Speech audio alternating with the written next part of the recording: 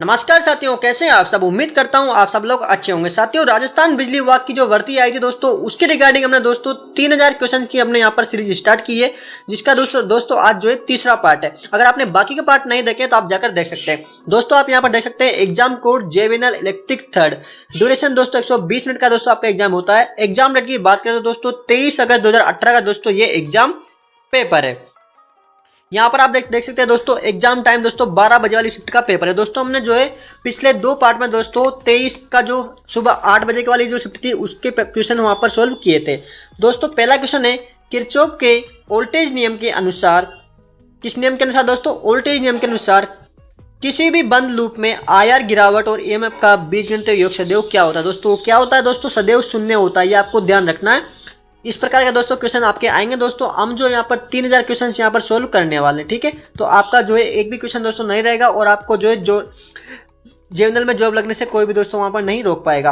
Voltage के लिए धारा की परिवर्तन दर के अनुपात होता है, यानी कि वोल्टेज किसके लिए धारा की परिवर्तन दर के अनुपात होता है? दोस्तों राइट आंसर होगा वो प्रेरित्र। साथियों 10 वोल्ट बैटरी 3 ओम, 5 ओम, 10 ओम और 20 ओम के समांतर प्रतिरोधकों के साथ जुड़ी हुई है। तो 5 ओम प्रतिरोधक का वोल्टेज क्या होगा? साथियों यहाँ पर जो है 10 वोल्ट बैटरी जो है, यहाँ पर 10 वोल्ट की बैटरी है, ये कैसे जुड़ी हुई है दोस्तों? यहाँ पर जो है 3 ओम, 5 ओम, 10 ओम और 20 ओम के समांतर प्रतिरोधकों के साथ जुड़ी हुई है। तो यहाँ पर जो है पूछा गया कि भैया 5 ओम के प्रतिरोध का वोल्टेज क्या होगा, ठीक है। यानी कि 5 ओम का जो वोल्टेज है वो कितना यहाँ पर ड्रॉप करेगा। साथियों जब भी आपको इस प्रकार के क्वेश्चन दिखाई देवे और जो रेजिस्टेंस जो है वो बिल्कुल समांतर में जुड़े हो, तो दोस्तों वोल्टेज जो है वहां पर सब जगह क्या होगा? समान होगा। तो यहाँ पर जो है 5 ओम के जो प्रतिरोध होगा उसके सापेक्ष में जो है वोल्टेज होगा वो समान होगा, यानी कि 10 वोल्ट ही होगा। राइट आंसर आपका क्या हो जाएगा? सी होगा। आपको कुछ भी सोल्व यहाँ पर नहीं करना है। श्रेणी संयोजन के लिए तुल्यांकी प्रतिरोध क्या होता है दोस्तों? तो राइट आंसर क्या होगा दोस्तों? सबसे अधिक प्रतिरोध से अधिक। यहाँ कैसे होगा? मान लीजिए दोस्तों दो का रेजिस्टेंस है, 2 ओम का रेजिस्टेंस है, यहाँ पर 3 का है, 5 का है, 7 का है और 10 का है। तो जो रेजिस्टेंस होगा इसमें क्या होता है? सारे रेजिस्टेंस सीरीज में जुड़ जाते हैं। तो 10 और 7 17 हो जाएगा, 17 और 5 22, 22 और 3 25, 2 27, 27 होगा।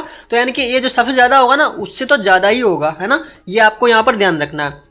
लेड एसिड सेल की धारिता किस पर निर्भर नहीं करती है? दोस्तों राइट यहाँ पर देख सकते हैं किस पर निर्भर नहीं करती है। आपको इस प्रकार से क्वेश्चनों को ध्यान से पढ़ना है। तो यहाँ पर जो है यानी कि दोस्तों ये जो चारों ऑप्शन है इन सभी पर तो है निर्भर करती है कि दिशा की दर्पण करती है, लिक्विड के विशेष गुरुत्व पर करती है, तापमान पर करती है, वो प्लेट के क्षेत्रफल पर करती है, यानी कि इनमें से कोई नहीं पर नहीं करती है, ठीक है। संवाहक में प्रवाहित धारा किसके समानुपाती होती है? तो राइट आंसर होगा आपका अपवाह वेग के। साथियों अगला क्वेश्चन है संवाहक की लंबाई और अनुप्रस्थ काट का क्षेत्रफल, लंबाई कितनी है? 1 मीटर है और अनुप्रस्थ का क्षेत्रफल कितना है? 1 मीटर स्क्वायर है। तो यहाँ पर जो है विद्युतीय प्रतिरोध इसके प्रतिरोध के बराबर होगी। तो यहाँ पर राइट आंसर आपका जो होगा बी होगा। जर्मेनियम की विद्युत प्रतिरोधकता लगभग कितनी होती है? तो दोस्तों राइट आंसर आपका 0.46 ओम मीटर होती है। रजत रंग से लेपित कार्बन प्रतिरोधक की चलता कितनी होती है? तो यहाँ पर जो राइट आंसर आपका होगा वो होगा दोस्तों ±10%। दोस्तों यहाँ पर अगर गोल्ड पूछा जाता है सोना तो वो कितना होगा दोस्तों? आपको इसका कमेंट बॉक्स में जो है आंसर देना है। अगला क्वेश्चन दोस्तों, एक खुले परिपथ के सेल के 2 सिरों के मध्य विभवांतर को सेल का क्या कहा जाता है? दोस्तों उसको कहते हैं ईएमएफ, यानी कि इलेक्ट्रोमोटिव फोर्स। इलेक्ट्रोमोटिव फोर्स इसको कहा जाता है। यदि समान पदार्थ और लंबाई के 2 तारों की प्रतिरोधकताएं क्रमशः 5 ओम और 20 ओम है तो दोनों तारों की त्रिज्याओं का अनुपात क्या होगा? दोस्तों 2:1 होगा। यदि 120 वोल्ट पर चलने वाले टोस्टर का प्रतिरोध 60 ओम है, 120 वोल्ट पर चलने वाले टोस्टर का प्रतिरोध कितना है दोस्तों? रेजिस्टेंस 60 ओम है। तो इसकी शक्ति कितनी होगी दोस्तों? शक्ति निकालने के लिए क्या फॉर्मूला होता है? पावर बराबर V इंटू आई होता है। क्या होता है फॉर्मूला दोस्तों? शक्ति का पावर बराबर V इंटू आई होता है। लेकिन दोस्तों आपके पास में V तो है लेकिन यहाँ पर I नहीं है, तो I निकालने के लिए क्या करना पड़ेगा? आपको ओम का नियम का फॉर्मूला लगाना पड़ेगा। वो क्या होता है दोस्तों? V बराबर IR, ठीक है। अब आपके पास में यहाँ पर V कितना है दोस्तों?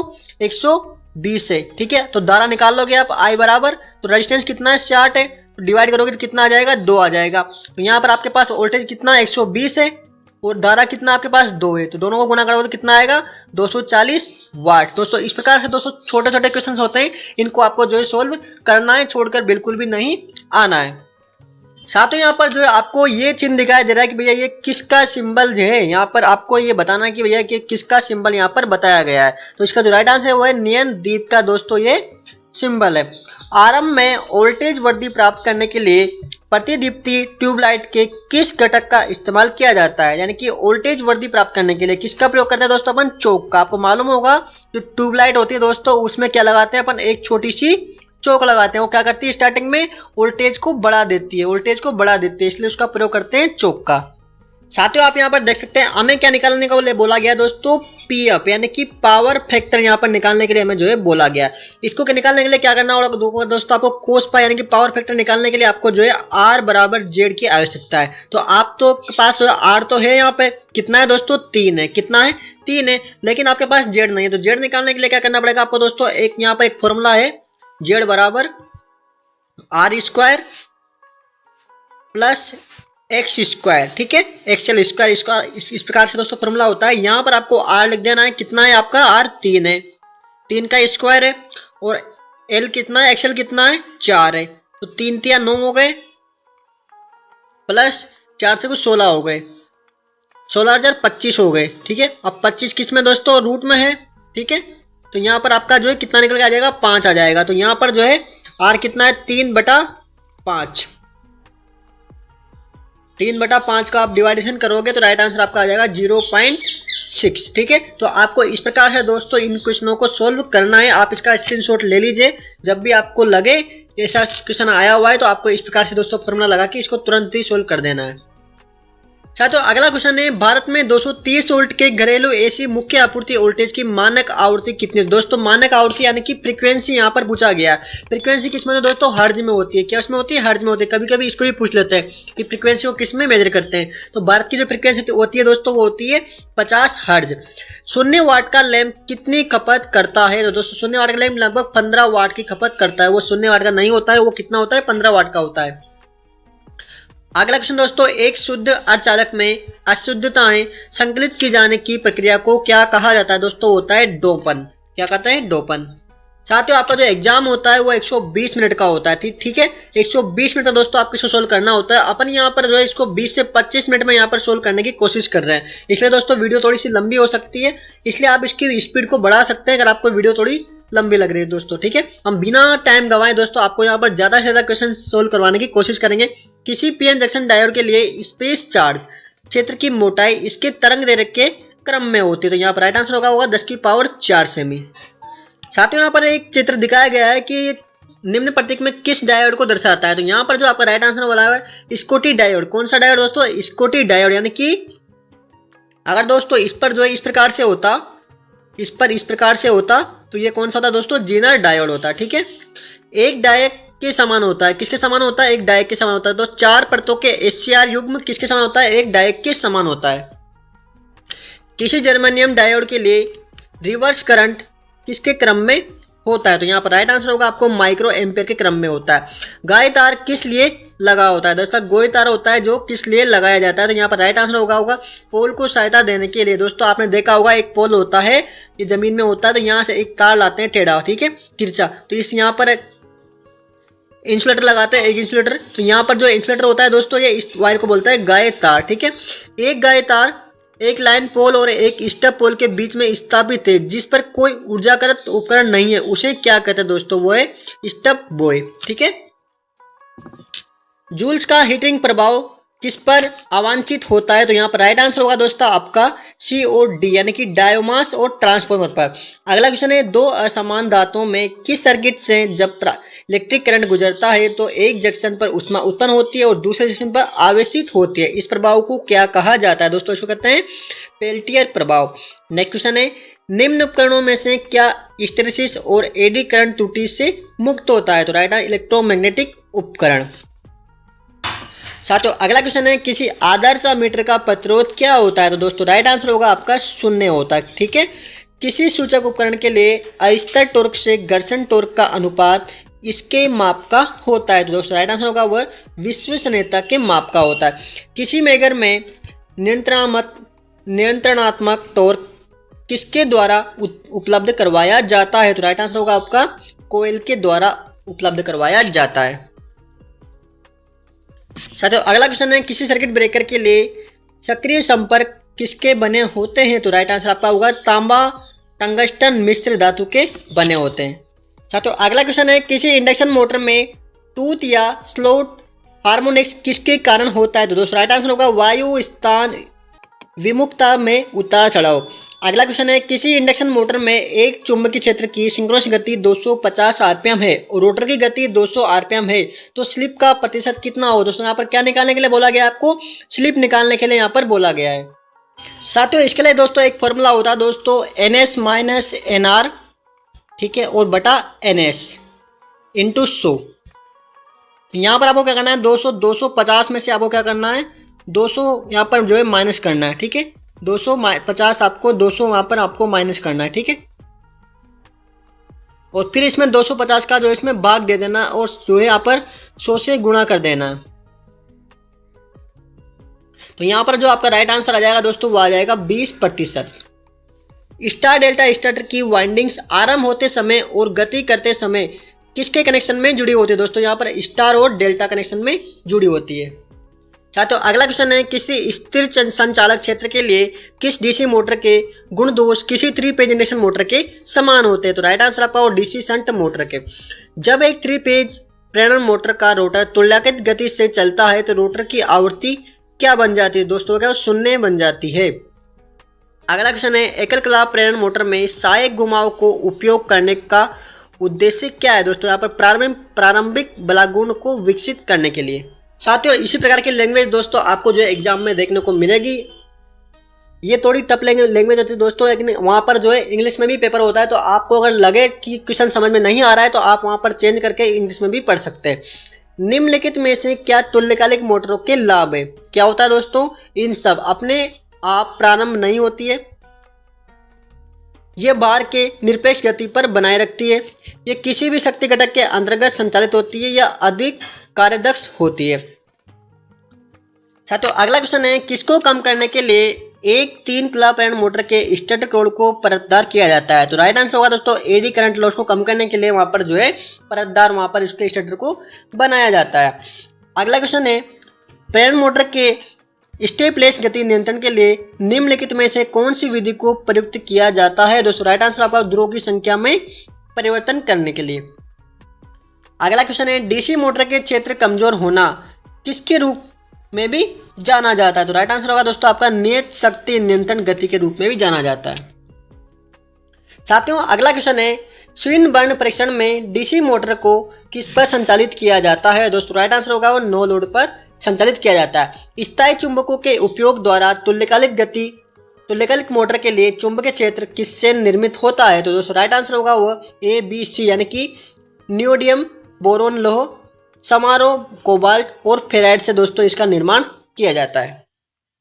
साथियों अगला क्वेश्चन है कि आपको यहाँ पर चित्र दिखाया गया है दोस्तों, एक कौन सा है? तो स्क्यूब कुंडल घुमाव है, ठीक है। अगला क्वेश्चन है, टेप रिकॉर्डर में निम्नलिखित में से कौन सा मोटर प्रयुक्त किया जाता है? दोस्तों टेप रिकॉर्डर होता है, उसमें कौन सा मोटर प्रयोग करते हैं अपन? हिस्टेरिसिस मोटर प्रयोग वहां पर करते हैं। साथियों अगला क्वेश्चन है, एसी स्टेटर घुमाव पर नियंत्रणता परीक्षण के दौरान श्रृंखला में जुड़े हुए परीक्षण लैंप रहते हैं, यदि घुमाव में खुला परिपथ है तो क्या होगा? दोस्तों अंधकारमय हो जाएंगे यानी कि बुझ जाएंगे। आर्मेचर खांचों की संख्या के संदर्भ में 2 आसन्न विपरीत ध्रुवों के बीच की दूरी को क्या कहा जाता है? दोस्तों ध्रुव पिच कहा जाता है। साथियों अगला क्वेश्चन है, बिना बार पर डीसी श्रेणी मोटर को प्रारंभ नहीं करना चाहिए, क्योंकि वहां पर जो है खतरनाक उच्च गति तक संचालित होती है, यानी कि खतरनाक स्पीड पर वो पहुंच सकती है।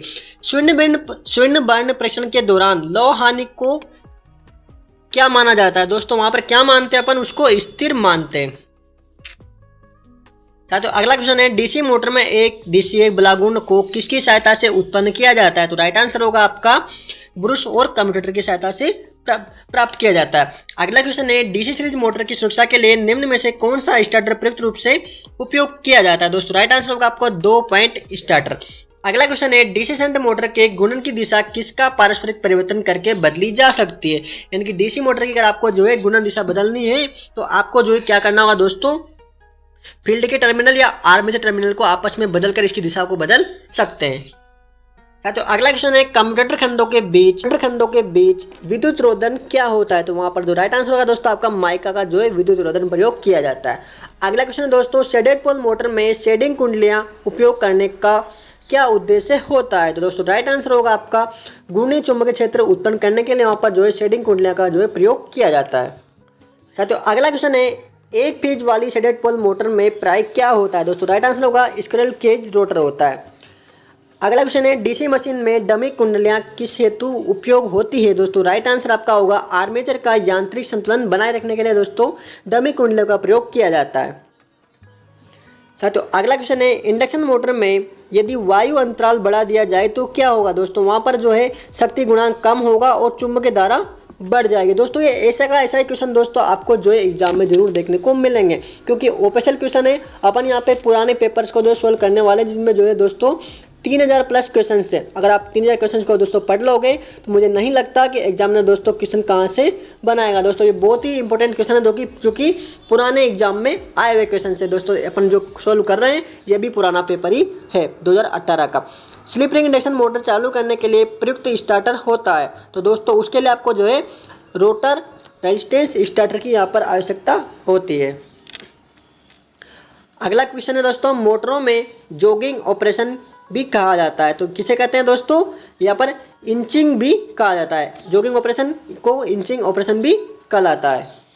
साथियों अगला क्वेश्चन है भारतीय मानक संस्थान के अनुसार उप परिपथ में पंखों सर्किटों और लाइटों को क्या सीमित किया जाता है? दोस्तों राइट आंसर होगा आपका 80 वाट और 10 पॉइंट यानी कि 800 वाट तो जो है दोस्तों आपका लोड होना चाहिए।